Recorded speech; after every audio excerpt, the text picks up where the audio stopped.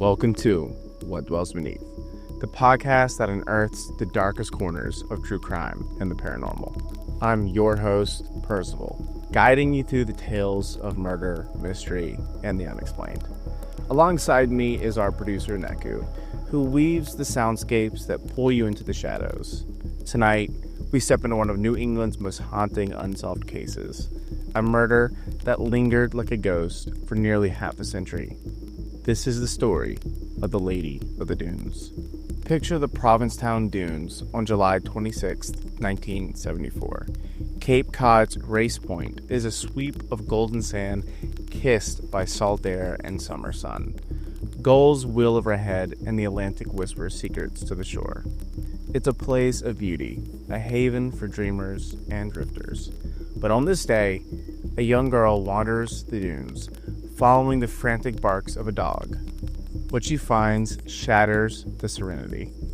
A woman's body, naked, on a beach blanket, her hands severed at the wrist, her skull crushed into the sand. Her face is unrecognizable, and her identity stolen by a killer's brutality. Who was she? Who could commit such a savage act? Hacking away her hands to erase her fingerprints, crushing her head with a force that spoke of rage or cold calculation. Why does this case feel haunted by more than just a murderer? For 48 years, her name was a void. Her story was a whisper in the wind. The dunes, they say, hold their secrets tight, and some believe they're cursed, marked by restless spirits and unanswered cries. Tonight, we unravel the mystery of the Lady of the Dunes. We'll walk through the gruesome discovery that stunned Provincetown, the decades of dead-end leads, and the wild theories, including a chilling connection to Jaws. We'll reveal the breakthrough that gave her back her name, and we'll unmask her killer in a twist as dark as the dunes themselves. This was Massachusetts' oldest unidentified homicide until 2022, and its echoes still linger, perhaps in ways that defy explanation. Before we dive in, a warning. This episode contains graphic details of murder, mutilation, and sexual assault. Listener discretion is advised, so turn down the lights, put your headphones on, and get settled in, dear dwellers.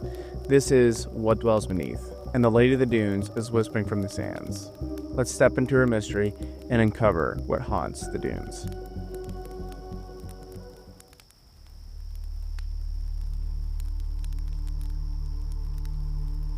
The sun hangs low over Provincetown, Massachusetts on July 26, 1974. The Race Point dunes stretch out like a golden sea, their windswept crests catching the late summer light. It's a place where tourists and locals alike lose themselves in the rhythm of the Atlantic, where the air tastes of salt and freedom. But beneath this idea of perfection, something horrific lies hidden, waiting to be uncovered. A 13-year-old girl, her name is Leslie Metcalf, wanders the dunes, drawn by the instant barking of her dog. Her curiosity leads her to a secluded spot, a patch of sand sheltered by scrub pines. There, on a faded beach towel, she finds a sight that will haunt her for the rest of her life. A woman's body, naked, face down, and mutilated beyond recognition. This scene is a nightmare carved into the sand. The woman's hands are gone, severed at the wrist with surgical precision, leaving only stumps where the fingers once were. Her head is a ruin, nearly decapitated, her skull crushed on the left side with such force that the bone and flesh are indistinguishable. The body is decomposed, bloated by the summer heat, suggesting she died 10 days to 3 weeks earlier. No blood stains on the sand, no drag marks betray a struggle. Only the stillness of death. Nearby, a small pile of belongings offer meager clues. A pair of Wrangler jeans that were neatly folded, a blue bandana crumpled, and a ponytail holder, as if she had just stepped away from a carefree day at the beach. Tire tracks and scattered footprints mark the dunes, but the wind has blurred them into useless smudges. The girl stumbles back, her screams swallowed by the vastness of the dunes, as the dog barks echo into silence. The Provincetown police arrive swiftly, led by Chief James Meads, a man whose name would become synonymous with this case. They cordon off the scene, their faces grim as they take into the brutality. The victim's hands weren't just severed, they were removed deliberately. They believe the goal in mind was to prevent fingerprint identification. The head injuries are even more perplexing. The crushing blows suggest a heavy, possibly military-style tool wielded with the intent to obliterate her identity. Autopsy reports confirm the cause of death was blunt force trauma, but there's more. There are signs of strangulation. A ligature mark biting into her neck, and evidence of possible post-mortem sexual assault. A violation that deepens the crime's depravity. Meads and his team canvass the area, knocking on doors, questioning beachgoers, all while a separate team is scouring missing person reports from Massachusetts all the way to Maine. They trace vehicle records, hoping the tire tracks might point to a suspect's car. But the dunes are a transient place. People, they come and go, leaving very little. To add, every lead fizzles, every hope dims. The killer, it seems, planned this with chilling precision. With no identity and no suspects, the investigation stalls. The victim becomes a Jane Doe. Her body laid to rest in St. Peter's Cemetery in Provincetown. Her gravestone reads, "Unidentified female body found Race Point Dunes, July 26, 1974. The case earns a name that will echo through decades, the Lady of the Dunes. It haunts the tight-knit community of Provincetown, a town known for its artists, its eccentrics, and its secrets. Chief Meads takes it personally, calling it my case. His desk, a shrine to the mystery. Some say he even kept her skull as a paperweight, a grim reminder of his failure to find answers. This, of course, is just rumors. The Lady of the Dunes becomes a ghost story, a wound that refuses to heal as years turn to decades with no resolution. But there is something else about this case, something that whispers beyond facts. Provincetown has always been a place of strange occurrences, tales of shipwrecks, lost sailors, and things that move in the fog. The dunes, in particular, carry a weight, a sense of being watched. Locals murmur about a curse, a darkness that clings to the sand. Some like to point to the Truro murders, committed by serial killer Tony Costa in the late 1960s, just miles away. Costa dismembered his victims, leaving their bodies in shallow graves, but he was dead by May 1974, locked away in prison when the lady was killed. Still, the proximity of his crimes fuels speculation. Are the dunes a magnet for evil? Do they hold more than just bodies, perhaps spirits, restless and unavenged? As the investigation falters, these questions linger, casting a shadow over the Lady of the Dunes and the town she left behind. And in that town, her gravestone is a silent plea for answers. For decades, her case gnawed at Provincetown, a wound that refused to close.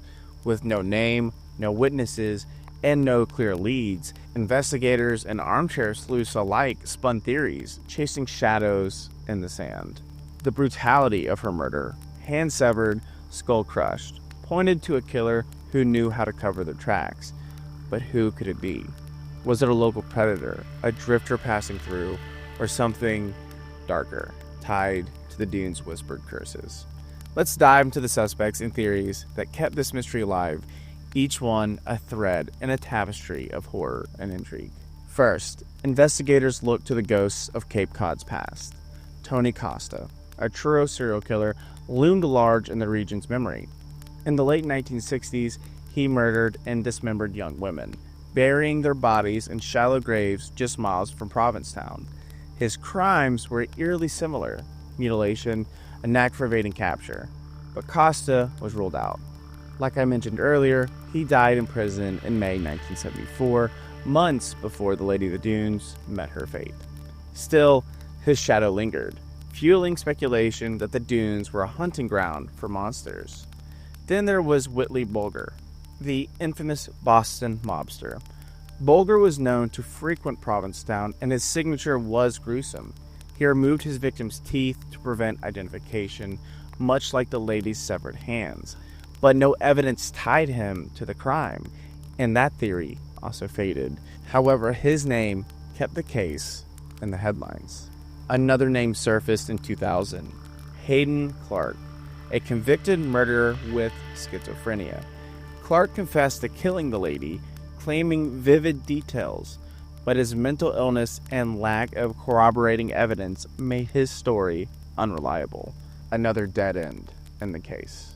Beyond suspects, other theories emerged, each more tantalizing than the last.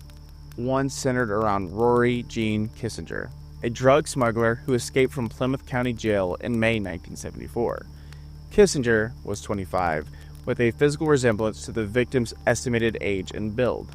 Her disappearance aligned with the murder's timeline, and her criminal lifestyle put her in dangerous circles. In 2000, investigators exhumed the lady's remains for DNA testing, hoping for a match. The results were crushing. Kissinger wasn't the Lady of the Dunes, but the most bizarre theory came in 2015, courtesy of author Joe Hill, son of the talented Stephen King. Hill was watching Jaws, filmed on nearby Martha's Vineyard in 1974, when he noticed something chilling, an extra in a crowd scene, a woman wearing a blue bandana and jeans, items identical to those found with the body. Could the lady have been a fleeting face on the silver screen, caught in Spielberg's masterpiece before her life was snuffed out? The theory was speculative with no hard evidence, but it sparked renewed interest, sending web sleuths and journalists scrambling to re-examine the case. With this one theory, more theories piled up. The Lady of the Dunes became more than a case. She became a legend, woven in Provincetown's strange, haunted fabric. The Race Point Dunes, with their shifting sands and lonely pines, were already a place of stories. Shipwrecks, lost sailors, and the lights that flickered where no one walked. Locals whispered of ghostly figures near the murder site, pale shapes drifting at dusk. Some swore they felt a chill, a presence, as if the lady's spirit lingered, tethered to the dunes. This case's eerie lore grew darker with a chilling detail. Remember when I mentioned that Chief James Meads possibly had the victim's skull as a paperweight? This had many talking. Was it a detective's grim reminder, or something more? An artifact that held her soul? Could her spirit be seeking justice, her voice trapped in the wind that howled through the dunes? These are, of course, just rumors and theories. And there were a lot of theories. They involved suspects, escapes, Hollywood connections, and even more ghostly tales, which kept the Lady of the Dunes alive in the public's imagination. Each one offered hope, only to crumble under scrutiny, yet the paranormal whispers persisted, as if the dunes themselves were trying to speak. Were they cursed, a magnet for death and despair? Or was the lady's story just one tragedy among many? Her restless spirits a reflection of a town's unresolved pain. As we'll see, the truth will take decades to emerge, and it will be as dark as the legends that surround her. But trust me, the truth does come out. For 48 years, the Lady of the Dunes was a ghost without a name. Her story etched into the sands of Provincetown and the hearts of those who sought for her truth. Chief James Meads carried her case like a burden, his obsession cultivating leads that crumbled to dust. Theories, from mobsters to drug smugglers, fueled hope only to fade. But in 2022, a breakthrough pierced the darkness, giving the lady back her identity, and a year later, unmasking her killer. This is the story of how science, persistence, and a son's love closed Massachusetts' oldest unidentified homicide, yet left whispers of the paranormal swirling in the dunes. Tonight, we meet Ruth Marie Terry and the monster who stole her life. In October 2022, the FBI announced a bombshell. The Lady of the Dunes was Ruth Marie Terry, a 37-year-old woman from Tennessee. Born in 1936, Ruth was a daughter, a sister, an aunt, a wife, and a mother. A life woven through California, Massachusetts, and Michigan. Her story isn't one of sorrow when she was alive. She was loved, remembered, and missed.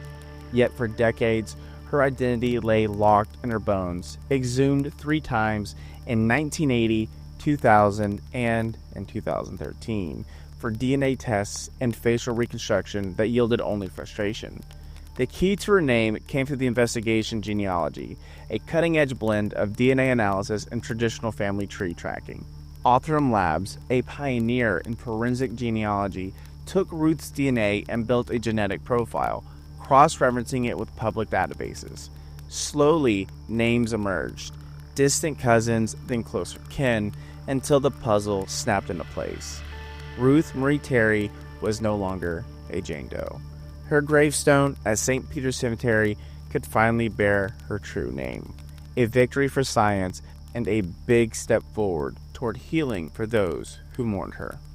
But naming Ruth was only half the story. Who took her life with such savage precision? In August 2023, the Cape of Islands District Attorney delivered the answer.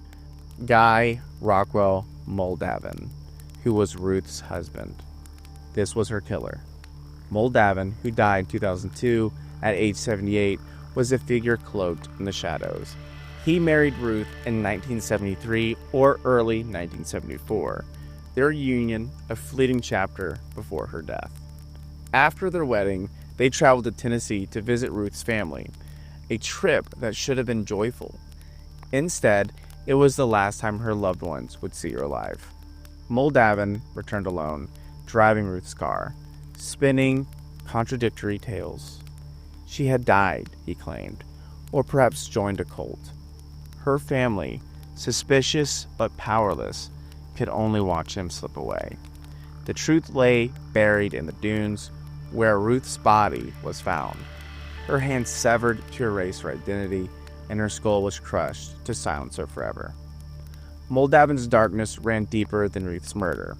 In 1960, he was a suspect in a killing of another wife. Her name was Manzanita Marins, and her stepdaughter, Dolores, in Seattle. Their remains were found in a septic tank, a gruesome echo of his ability to dispose those closest to him. Though Moldavan was never convicted, his name carried a trail of suspicion, marked by multiple aliases and a life on the fringes. Perhaps most chilling was his 1981 cookbook, Cooking with Rump Oil, a bizarre self-published work filled with disturbing undertones. One recipe, called Cape Cod Shid, described a dish with a tender look that would become one of despair. Imagery that was mirrored to Ruth's mutilated body left on a Provincetown beach. Was this a taunt? A killer's twisted confession hidden in plain sight? Moldavan's death in 2002 meant he'd never face a courtroom, but the evidence, his lies, his history, his proximity to Ruth, painted a portrait of a predator who thrived on control and destruction. In 2023, the case was officially closed, a resolution that brought no handcuffs, no trial. Only the bitter truth that justice was out of reach. Ruth's son, Richard Hanchett, grappled with the revelation. You see, he had grown up without his mother, an absence, a wound deepened by the knowledge of Moldavan's betrayal. Hanchett channeled his grief into action, dedicating a new headstone at St. Peter's Cemetery in 2024, inscribed with Ruth's name and Lady of the Dunes. He wanted her cause of death listed as serial killer, a stark acknowledgement of Moldavan's evil, but also a cry for closure. For Provincetown, the case's end was a milestone, yet it didn't erase the decade of wondering, the years Ruth spent as a ghost. Her story was complete, but the dunes still held their secrets, their silence a canvas for questions that lingered like a fog. Something to think about. What of Ruth's spirit, if you believe in that kind of thing? Me, I'm a bit 50-50, but on What Dwells Beneath, we ask if solving a mystery quiets the restless dead. Provincetown's dunes have long been called haunted, a place where strange lights flicker and shadows move without sources. Locals still speak of a presence at Race Point, a chill that defies the summer sun. Did naming Ruth and her killer bring her peace, or does her spirit linger, tied to the sand where she was found? Richard Hanchet's fight for his mother's memory suggests a restless energy, a need to honor her beyond the grave. And then there's Moldavan. His aliases and his suspected murders, his cookbook's macabre hints. Could such a man's darkness be merely human, or was there a malevolent force at play, something that drew him to the dunes, to Ruth, to death? The Lady of the Dunes is no longer nameless, but the paranormal whispers persist, as if the dunes themselves mourn her. Their restless energy is a testament to the tragedy that transcends time.